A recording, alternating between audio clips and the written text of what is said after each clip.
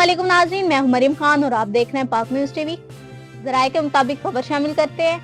सिंध के सीनियर वजीर शर्जील इनाम मेमन ने कहा कि बानी पीटीआई बहाना है, एटमी प्रोग्राम और मिसाइल टेक्नोलॉजी हतमी निशाना है।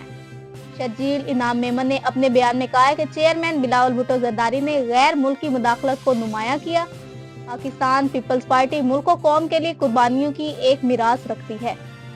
उन्होंने मजीद कहा कि पीपल्स पार्टी अपने आखिरी कारकुन तक मुल्क के लिए कुर्बानी देने के लिए तैयार है। याद रहे कि गुज़श्ता रोज शर्जील इनाम मेमन ने प्रेस कॉन्फ्रेंस के दौरान कहा था कि इमरान खान पाकिस्तान को नुकसान पहुंचाने के लिए हर किस्म के हरबे इस्तेमाल कर रहे हैं।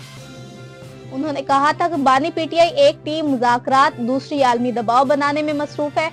इमरान खान का मकसद जाती रिलीफ के लिए पाकिस्तान की सालमियत और दिफा पर समझौता करना, चैलेंजों को हवा देना, अफरा तफरी, पोलराइजेशन और तकसीम करना है। पाकिस्तान की कोई सियासी जमात इस हद तक नहीं गई।